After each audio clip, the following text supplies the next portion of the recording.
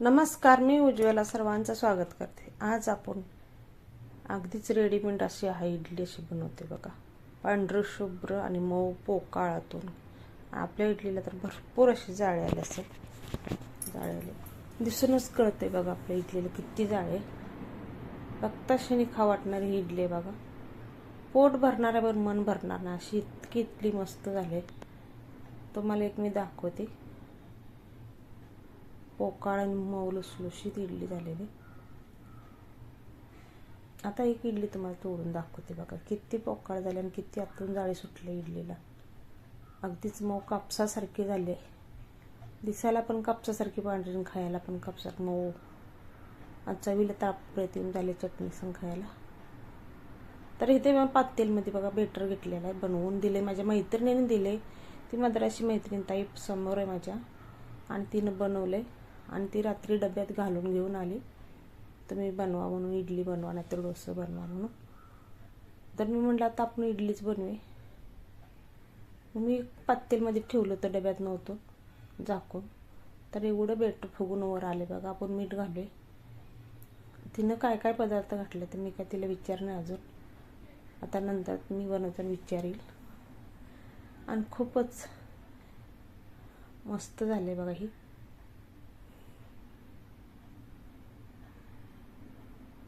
खरंच त्यांची म्हणजे पद्धतच वेगळी आहे, काय बनवण्याची काय समजत नाही। किती मस्त बेटर झाले बघा। आता आपण इडली पात्र घेतले बघा, त्याला आपण आता तेल लावून घेणार आहे।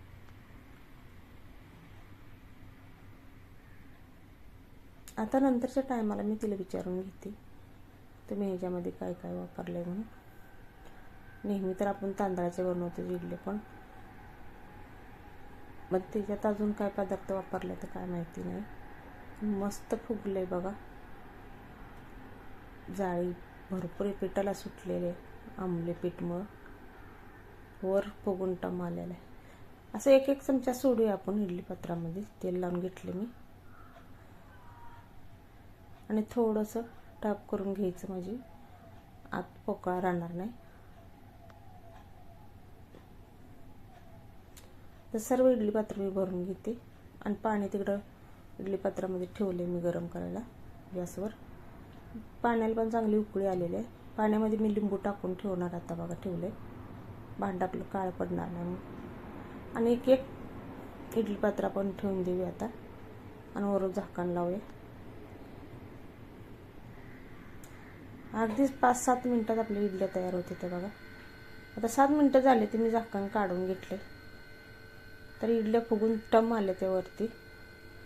तर आपण सुरीने चमच्यानं बघूया, चिटकत नाही तर आपली इडली तयार झाली आहे बघा। आता मी खाली उतरून घेतले आता पिलटा काढून। तर इडल्या तर खूप फुगलेल्या आहेत। असं चमच्याच्या दांड्यानं तुम्ही सुरीच्या आहे ना किनारी मोकळ्या करून एक एक काढून घेऊया आपण। खूपच आता मैत्रिणीने करून दिले मला, तर ह्यात काहीच करायला लागलं नाही बघा। नुसतं इडली पत्रातच सोडायला लागले आणि ठेवा वापरून घेतले त्यांनी। ह्याला मी काहीच केलं, नुसतं मीठ घातलेलं आहे। सगळं तिनंच बनवून दिलेलं आहे।